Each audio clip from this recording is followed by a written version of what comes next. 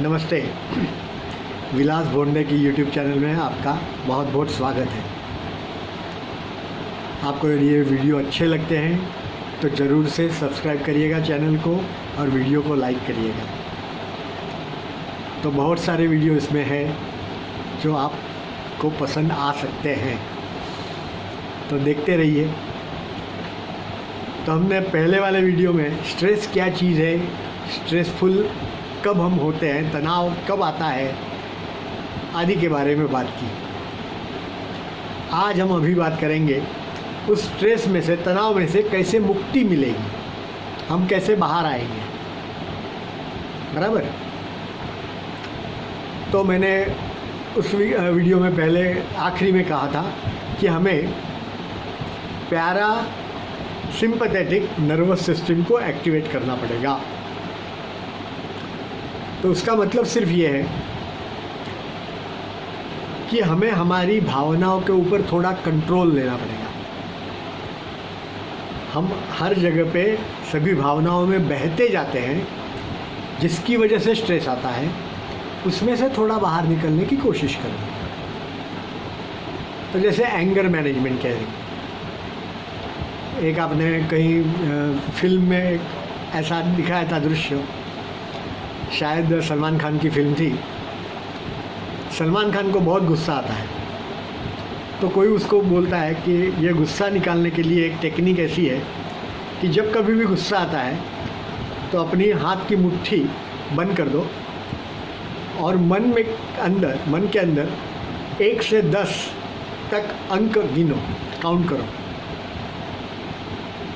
तो 10 तक आप अंक गिनोगे तब तक आपका गुस्सा थोड़ा कम होता है।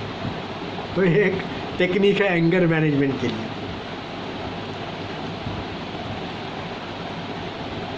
अलग अलग टेक्निक्स बताई जा सकती है, लेकिन कुछ जिसको आसानी से हम कर सकते हैं, ऐसी कोई चीज़ें भी मैं बताना चाहूँगा आपको। तो पहले तो identify the source of the stress.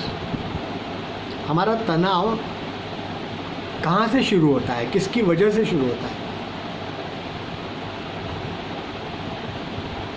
तो जैसे कोई व्यक्ति, कोई पर्सन है, उसकी वजह से मैं स्ट्रेसफुल हो जाता हूँ, तो उस व्यक्ति से थोड़ा दूर रहिए ना। कोई प्लेस, स्थान ऐसा है कि जिसकी वजह से मुझे तनाव आता है, तो वहाँ जाइए ही मत।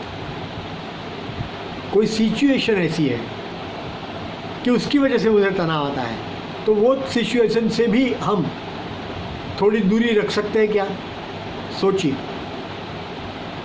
और धीरे धीरे इस प्रकार से हम कुछ करेंगे ना, तो हमारा तनाव जो है वो थोड़ा थोड़ा कम होता जाएगा।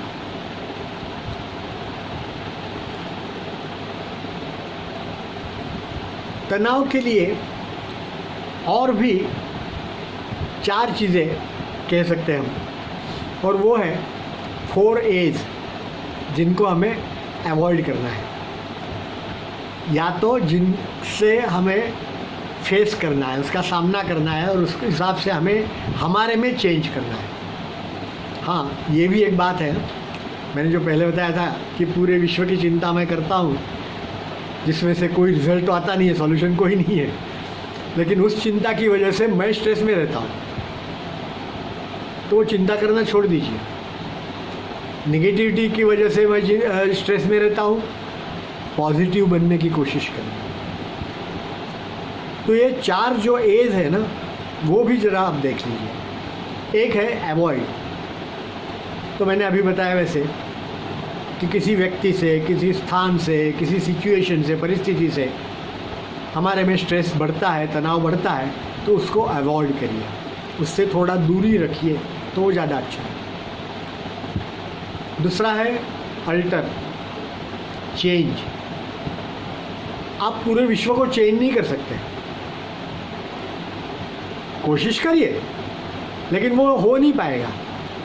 तो क्या करना पड़ेगा, अपने आप को चेंज करना पड़ेगा। हमारे में यदि हम चेंज लाते हैं तो ऑटोमेटिकली बाकी सारी चीज़ें जो है वो बदल जाती हैं।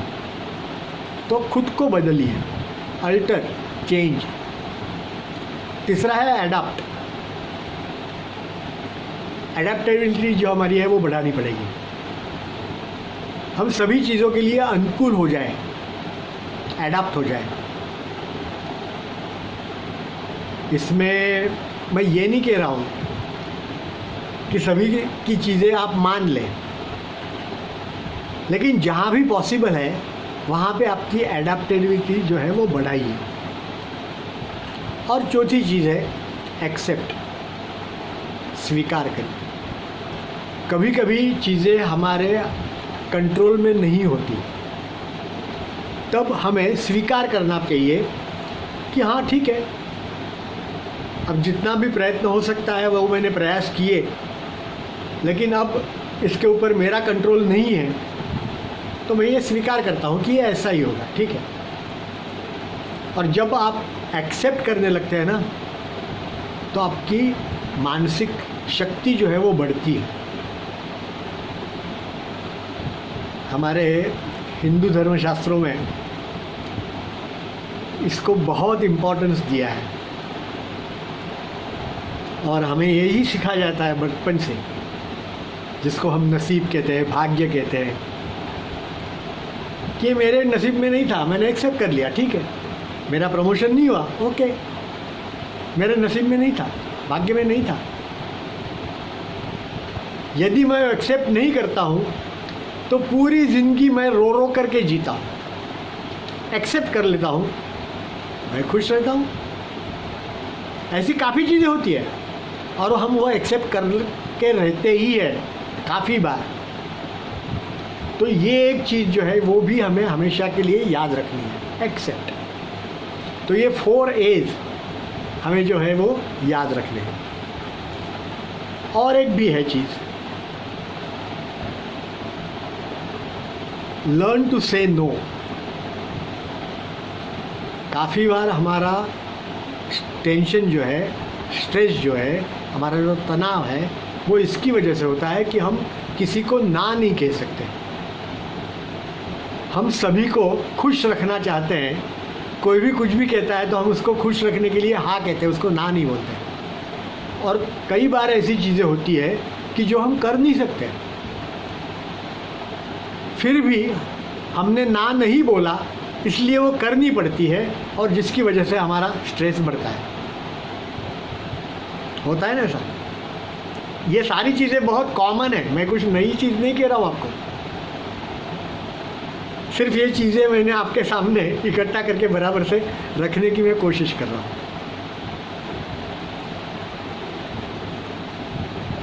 तो ये सारी चीज़ें और कुछ टेक्निक्स, तो जिसके अंदर हम टेक्निक में एक रिलैक्सेशन टेक्निक करते हैं। मैं आप सब लोगों को तो मालूम है कि मैं हार्टफुलनेस वे जो है उसके अंदर, मैंने हार्टफुलनेस इंस्टीट्यूट का जो मेडिटेशन की सिस्टम है उसमें काम करता हूँ, ट्रेनर हूँ उसका। तो उसमें हम एक रिलैक्सेशन टेक्निक सभी को करवाते हैं, जिससे आपको काफ़ी रिलैक्स महसूस होता है फिज़िकली और मेंटली। तो ऐसी कोई रिलैक्सेशन टेक्निक आप करते हो तो आपको अच्छा लगेगा।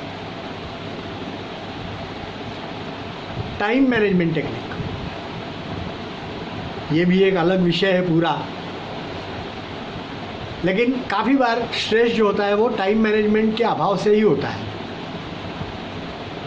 हमारी प्रायोरिटीज़ हम तय नहीं कर पाते, प्राथमिकता जो है वो तय नहीं कर पाते, और जो प्रायोरिटी नहीं होनी चाहिए वो चीज़ें करने में पूरा समय व्यस्त हो जाते हैं, और जो चीज़ करनी चाहिए उसके लिए हमारे पास समय बचता नहीं है।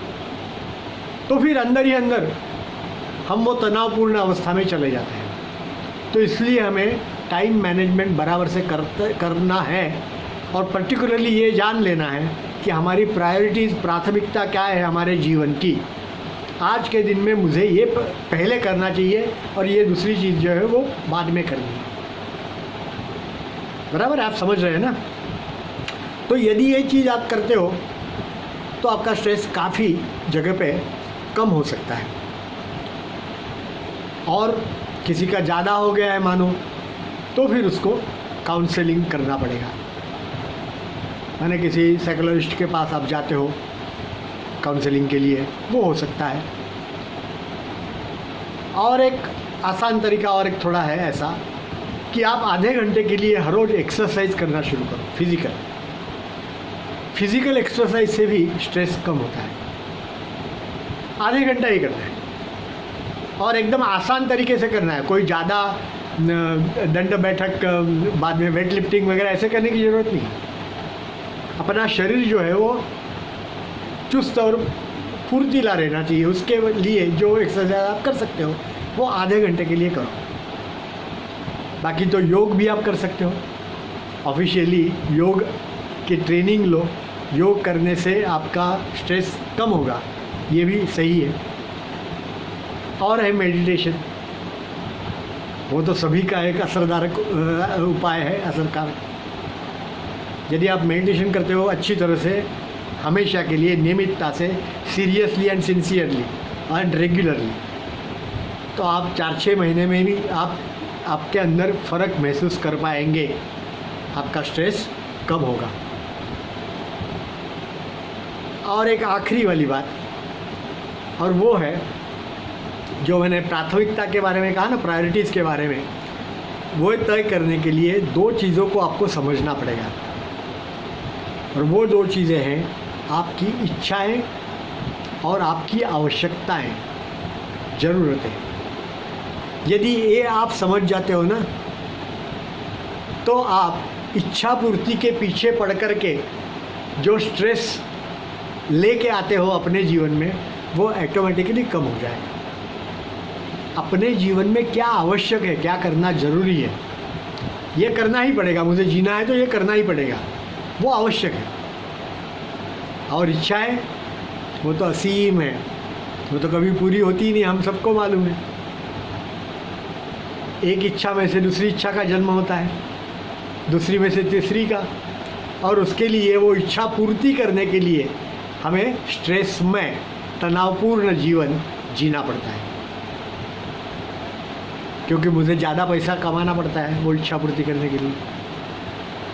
पैसा कमाना बुरी बात नहीं है, लेकिन ठीक तरीके से और जिस प्रकार से हमें ज़रूरी है उसी इतना पैसा कमाओ, बहुत है। तो ये यदि हम समझ जाते हैं, डिज़ायर्स एंड वांट्स, ये दोनों को डिफरेंशिएट करना है, ये यदि हम कर पाते हैं तो आपका स्ट्रेस लेवल जो है वो ऑटोमेटिकली कम हो जाएगा। तो देखिए, ये सारी चीज़ें आपको मैंने बताई, उसमें से आप क्या क्या कर सकते हो और आपका स्ट्रेस जो है वो कम कर सकते हो। उसके लिए मेरी तरफ से खूब खूब शुभकामनाएँ, ऑल द बेस्ट। और बहुत अच्छी तरीके से विदाउट स्ट्रेस वाला लाइफ जिए, आनंदपूर्वक जिए, ऐसी मेरी आपको शुभेच्छा। धन्यवाद।